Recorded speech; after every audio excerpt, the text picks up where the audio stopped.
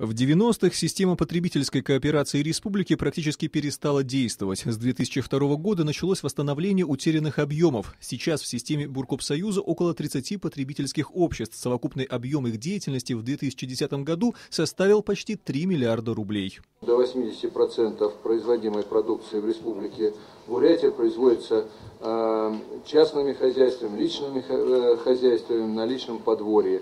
И, безусловно, для того, чтобы система работала, чтобы люди были заняты, чтобы мы могли получать свою собственную продукцию с той земли, на которой мы живем, нам необходимо, чтобы работала четко проводящая сеть потребкооперация. Достигнутый потребкооперацией уровень производства и оказания услуг не может обеспечить потребности сельхозпредприятий и сельского населения Бурятии. По мнению собравшихся, для развития отрасли необходима государственная поддержка. В 2010 году заключено государственных контрактов на поставку сельхозпродукции и других товаров на сумму 15 миллионов рублей. Продукция производственных предприятий кооперации – это источник для увеличения оборота розничной торговли.